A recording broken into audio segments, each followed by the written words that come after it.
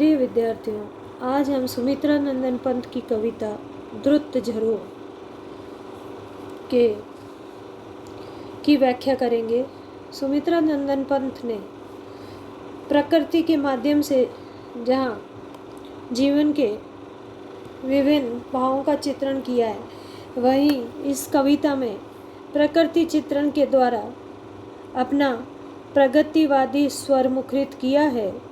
द्रुत झरो कविता में उन्होंने पतझड़ में झड़ने वाले वृक्ष के पत्तों को देखकर युग परिवर्तन का संदेश दिया है। उनका ये मानना है कि संसार में जो मान्यताएं जीर्ण शीर्ण हो गई है, निरर्थक हो गई है, ऐसी मान्यताओं को बदलने और नए विचारों को स्वागत करना चाहिए। लेकिन कई लोग हैं जिनकी मान्यताएं दकियानूसी और विचारधारा होने के कारण वे नवीन विचारों का स्वागत नहीं कर पाते हैं। उन्हीं की ओर इंगित करते हुए उन्होंने पत्तों के झड़ने से संबंध जोड़ते हुए इस कविता के माध्यम से उन्होंने कहा है कि पुरानी व्यवस्था को हटा करके नवीन विचारों से युक्त व्यवस्था को लाने की आवश्यकता है, नवीनता की आवश्यकता है। और वह अपनी कविता में प्राचीन व्यवस्था के समर्थकों से कहते हैं, द्रुत झरो जगत के जीर्ण पत्र, हे सहस्त्र ध्वस्त, हे शुष्क शीर्ण, हिमपात पीत मधुवात भीत, तुम वितराग जड़ पुराचीन।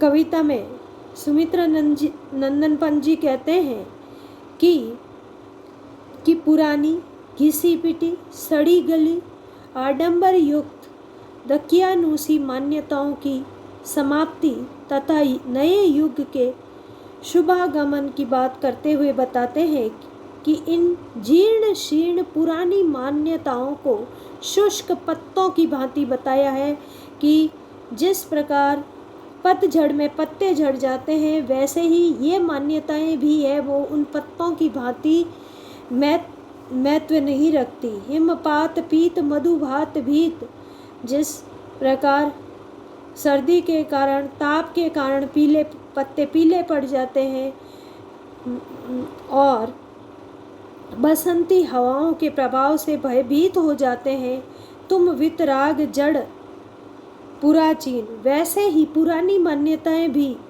बेजान नीरस जड़ और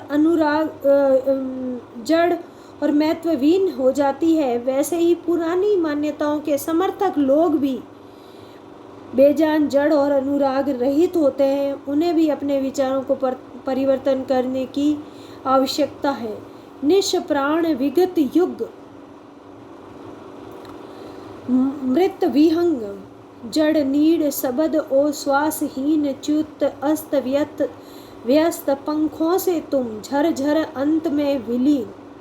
निष्प्राण विगत युग कि पुरातन युग है, वो बीत चुका है और उसकी स्थिति मृत पक्षी की भांति है। मृत पक्षी है, वो चाहे घोंसले को नहीं छोड़े लेकिन वो जीवित नहीं हो सकता। वैसे ही पुरानी परंपराएं हैं, उनको चाहे कितना ही पकड़े रहो उनका महत्व नहीं होता है। जड़ नीड़ हो श्वासहीन च्युत अस्त व्यस्त पंखों से तुम झरझर अंत में विलीन। मृत पक्षी है, वो ने कहा है कि हवा के थपेड़ों से जिस प्रकार पक्षी के पंख होते हैं वो इधर उधर अनंत में विलीन हो जाते हैं, उसी प्रकार नवीन युग और नवीन परंपराओं के आगमन पर पुरातन युग की मान्यताएं जो निष्प्राण हो चुकी है वह भी समाप्त हो जानी चाहिए, विलीन हो जानी चाहिए।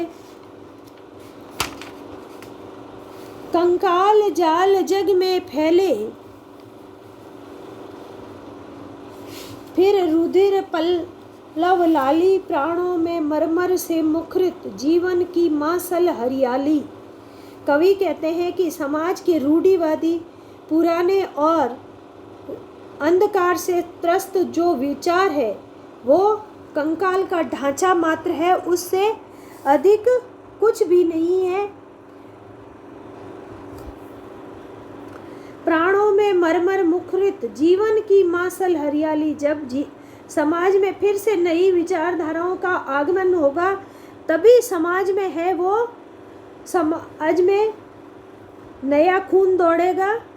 और जिस प्रकार नगन वृक्ष पर नव पल्लव आते हैं, उनमें लालिमा आती है, तभी हरियाली छाती है, वैसे ही इस संसार में भी जब नवीन विचारधाराएं आएंगी, तभी ये समाज नई नई कौपलों और लाल पत्तों से आकर्षक बन पाएगा।